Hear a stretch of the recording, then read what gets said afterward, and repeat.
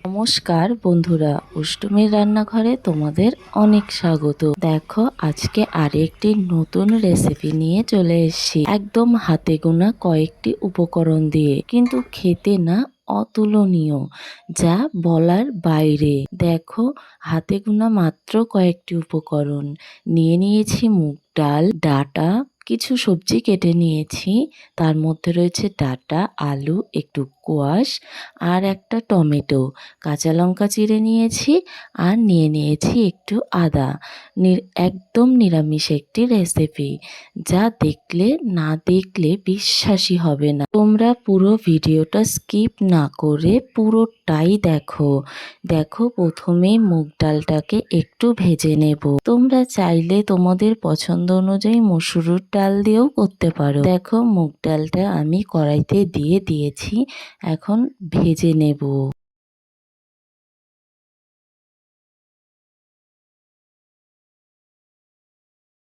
দেখো বন্ধুরা, ডালটা খুব সুন্দর করে ভেজে নিয়েছি, এখন নামিয়ে নিয়েছি আর দিয়ে দিলাম একটু জল।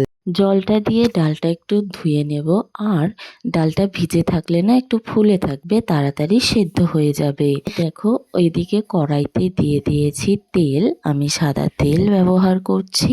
মধ্যে ফোড়নে দিয়ে দিলাম 4 থেকে 5টা শুকনো লঙ্কা, আর দিয়ে দেব এখন গোটা জিরে। ভাজা হয়ে গেলে এর মধ্যে দিয়ে দেব থেতো করা আদা।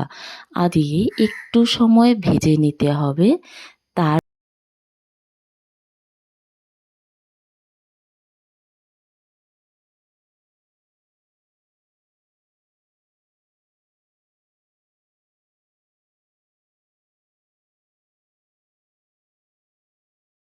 দেখো বন্ধুরা, আদাটা সুন্দর করে ভাজা হয়ে গেছে। এখন দিয়ে দিলাম এর মধ্যে চিড়ে রাখা কাঁচা লঙ্কা। চিড়ে রাখা কাঁচা লঙ্কা দিয়ে একটু সময় নেড়ে চেড়ে নিয়ে এর মধ্যে দিয়ে দেব টুকরো করে রাখা টমেটো। টমেটোটা দিয়ে একটু খুব ভালো করে নেড়ে চেড়ে নিতে হবে। টমেটোটাকে একটু কষিয়ে নিতে হবে।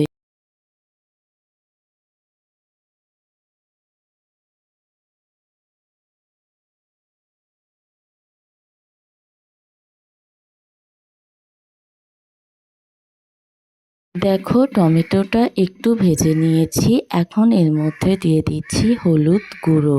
হলুদ গুঁড়োটা দিয়ে একটু নেড়ে নিয়ে এর মধ্যে দিয়ে দেব স্বাদ মতো লবণ। দেখো, স্বাদ মতো লবণও দিয়ে দিয়েছি, এখন খুব ভালো করে একটু নেড়ে চেড়ে নেব।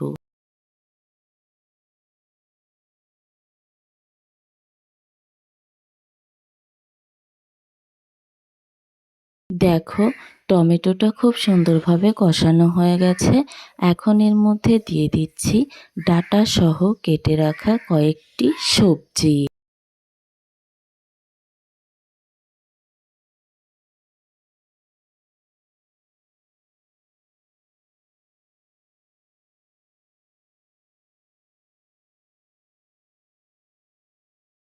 সবজিটা দিয়ে দিয়েছি, এখন খুব ভালো করে সবজিটাকে সমস্ত মশলার সাথে নেড়ে নেব। নেড়ে নিয়ে এর মধ্যে দিয়ে দেব ভিজিয়ে রাখা মুগ ডালটা। দেখো, ভিজিয়ে রাখা মুগ ডালটাও দিয়ে ডালটা দিয়ে খুব ভালো করে নেড়ে চেড়ে নিয়েছি। ওই ডালটা দেওয়ার সময়ের ক্লিপটুকু আমার কাছে নেই। দেখো, ডালটা দিয়ে আমি খুব সুন্দর করে সবজির সঙ্গে মিশিয়ে নিচ্ছি। আর এখন একটু জল দিয়ে ঢাকা দিয়ে দিয়ে রান্না করতে হবে। দেখো, আমি পরিমাণ মতো একটু জল দিয়ে দিচ্ছি, ডালটাও সেদ্ধ হবে আর সবজিটাও সেদ্ধ হবে। দিয়ে দিয়েছি, এখন ঢাকা দিয়ে দেব কিছু সময়ের জন্য, 5-10 মিনিট। নিরামিষ দিনে না, এই রান্নাটা তোমরা চোখ বন্ধ করেই করতে পারো। একদম বিনা মশলাতে এত টেস্টি রান্না বিশ্বাসই হবে না যদি না বানিয়ে খাও। দেখো, এই রান্নাটা না রুটি, ভাত, লুচি যাই বলো না কেন, সব কিছুর সাথে জাস্ট জমে যাবে। দেখো, আমি এদিকে ঢাকা দিয়ে দিলাম, এখন 10 মিনিট পর তোমাদের দেখিয়ে দেব। দেখো, ঢাকনা খুলে নিয়েছি।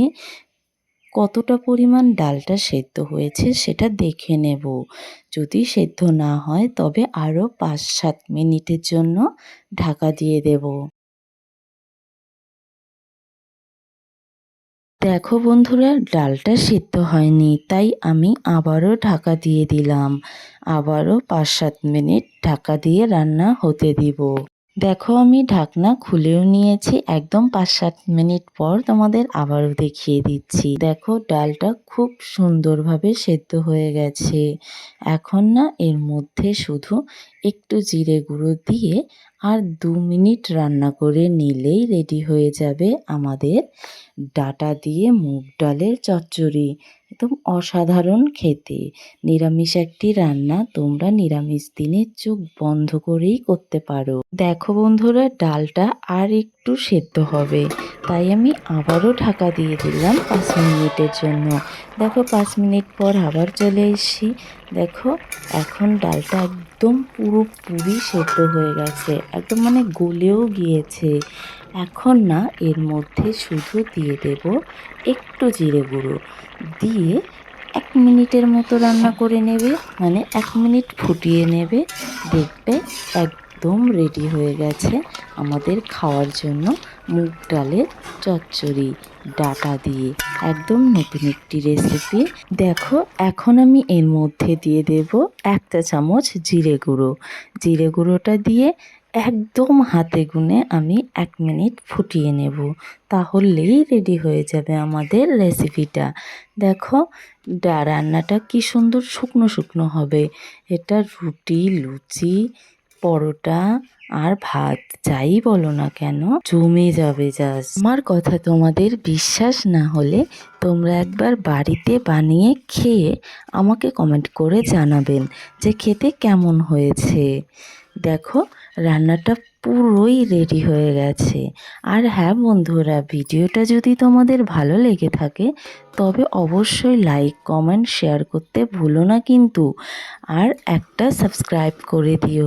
তোমাদের একটা সাবস্ক্রাইব, একটা লাইক আমাদের নতুন ভিডিও বানাতে মোটিভেট করে, আমরা মোটিভেট হই। দেখো একটু টাইম রান্নাটাকে ঢাকা দিয়ে রেখেছিলাম, তাহলে কি হয় বলো তো, রান্নার গন্ধটা খুব ভালো রান্নার সাথেই থাকে এবং রান্নার গন্ধটা না খুব ভালো হয়। দেখো একদম পুরো রেডি।